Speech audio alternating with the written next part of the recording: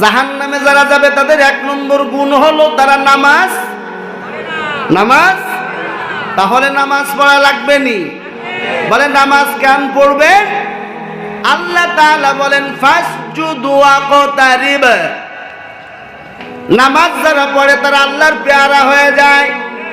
সুবহানাল্লাহ। ও পর্দার আলের মা গো, যুবক, বৃদ্ধ বাবাজি, একটু বিপদে পড়লেই আমরা মাজারের দিকে দৌড়াই, খানকায় যায়, পীরের কাছে যায়, গাছের কাছে যায়, মাজারে যায়, মাছের কাছে যায়, যায়নি?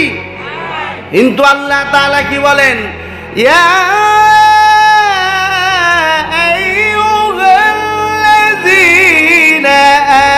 আমানু ইসতাঈনু বিস-সাবরি ওয়াস-সালাহ ইন্নাল্লাহা মা'আস-সাবিরিন।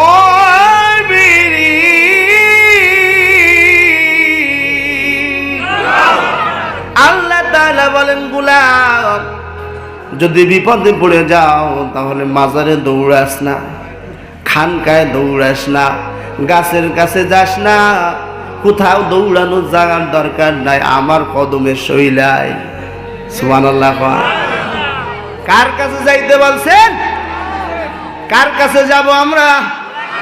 আল্লাহর কাছে যাইয়া 2 রাকাত নামাজ পড়ে আপনার বড় বিপদ, আপনি বিপদের মধ্যে কার শরণাপন্ন হবেন? কষ্ট হচ্ছে? ওই যে পয়গম্বর ইউনূসের দিকে তাকাইয়া দেন, 40 দিন পর্যন্ত মাছের পেটে।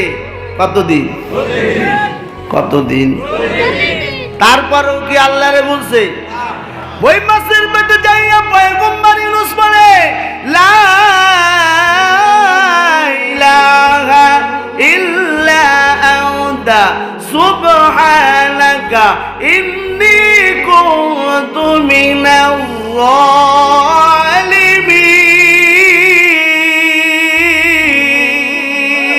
জালিমিন। পয়গম্বর ইউনূস ওই মাছের পেটে অন্ধকার, সেখানেও যাও কাকে বলে নাই? আর জোরে খান। ও পর্দার আলের মা গো, আপনার সন্তান হয় না, কে দিবেন? আপনার বিপদ কে রক্ষা করবেন? আপনার চাকরি হয় না, কে দিবেন? আল্লাহ তাআলা দিবেন। এই জন্য পয়গম্বর ইউনূসের মাধ্যমে আল্লাহ তাআলা আমাদেরকে শিখায় গেলেন, হে আমার উম্মাহ, হে আমার গোলাম, হে নবীর উম্মত, যদি বিপদে পড়ে যাও, ওই পয়গম্বর ইউনূস যেমন আমাকে স্মরণ করছে তেমন ভাবে তোমরাও যদি স্মরণ করো, তাকে যেমন আমি হেফাজত করছি তোমাদেরকেও হেফাজত করব। চিল্লা এখন। তাহলে এখন থেকে কার শরণাপন্ন হব? নামাজে দাঁড়ায় যাবেন। অতীব গভীর রজনী যখন নীরবে প্রভুর নাম জপিও তখন, প্রভুর করুণা যদি পাইবারে যাও, প্রভুর করুণা যদি পাইবারে যাও, গভীর রাতে উঠে মাওলার গুণগান গাও। সব থেকে আল্লাহর নৈকট্য হাসিল করার মাধ্যম হলো নামাজ। নামাজ নামাজ সব থেকে নামাজের ব্যাপারে বলা হলো আমার মা বোনেরা। কারা? মা বোনেরা সব থেকে অলস। ফজরের নামাজ পড়তে পড়তে সূর্য উঠে যায়, মাগরিবের নামাজ পড়তে পড়তে সময় চলে যায়, আসরের নামাজ যায়া পড়ে মাগরিবের সময়। আর অনেক যুবক আছে যাদের নামাজই হয় না। অনেক যুবক আছে টি শার্ট পরে একদম টাইট ফিটিং, এমন প্যান্ট পরছে যে খাড়াইয়া মোটা লাগে। আছে না নাই? এমন প্যান্ট পরছে বলে চাচা বলে বাবা বয়, বসতে গেছে বাস, হঠাৎ করে একটা আওয়াজ, বলে কি হয়েছে? বলে সব শেষ। এরকম অবস্থা আছে না নাই? মসজিদে যায় টাইট ফিটিং, প্যান্ট পরে, এমন প্যান্ট যেটা নাভির উপর ওঠে না।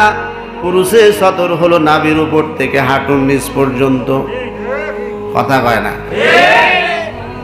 পুরুষের সতর নাভির উপর থেকে হাঁটুর নিচ পর্যন্ত। আরো প্যান্ট পরছে কোন জায়গায়, এ কথা তো আমি বললামই না। সেজদায় যখন যায়, বাতিজা একটা হাসতে হাসতে মসজিদের ভিতর থেকে বেরোয়েছে, ব্যাপারটাকে হাসুস কা, তাই ভিতরে যাইয়া দেখ অবস্থা কে, কাঁচপন দরজা সব খোলা। আমি হাসার জন্য বলি নাই। মসজিদে যখন যাবা তখন একটু ঢিলা ঢালা কাপড় পরে যাবা, যেন নামাজটা পড়তে গেছো যেন নামাজ হয়। এই জন্য তো আমি বলি ভাই, নামাজ পড়ার জন্য তুমি আসল রূপ যেটা সেটা বানায় নাও। টি শার্ট পরলে নামাজ হবে না আমি হাফিজ বলি না, কিন্তু সুন্নাত তরিকায় যদি পড়ো 100% গ্যারান্টি দিতে পারি তুমি নামাজি হইয়াই আসবা। মাকুন চুসতি নামাজে পাঞ্জগানা ফাওয়াইলুল লিল মুসাল্লিনাল্লাযিনা মুমিনারাই নামাজ এমদাদ দাগা ইস্তাঈনু আয়াতি কুরআবাহা আয়াতে قد أفلح رايدكن গৌরকুন দারমান ইয়াজদিন সাদিকুন। অনেক রাত হয়ে যাবে, আমি আলোচনা শেষ করতে পারবো না, অনেক রাত হয়ে গেছে। আলহামদুলিল্লাহ আপনারা ধৈর্য ধরে থেকেছেন এই পর্যন্ত, এটাই তো আলহামদুলিল্লাহ, শুকরিয়া আলহামদুলিল্লাহ আল্লাহর কাছে। আজকে আমি একটা সবক আমি আপনাদেরকে দিয়ে যাই, সেটা হলো যে আল্লাহর প্রিয় হতে গেলে নামাজ পড়তে হবে, ঠিক কিনা বলে? জাহান্নাম থেকে যদি বাঁচতে হয় তাহলে নামাজ পড়তে রাজি আছেন তো? কারা কারা রাজি আছেন দুই হাত দেখতে চায়। আল্লাহ কবুল করেন, জোরে জোরে কোন আমিন। আখির দাওয়ানা আনিল হামদুলিল্লাহি রাব্বিল আলামিন।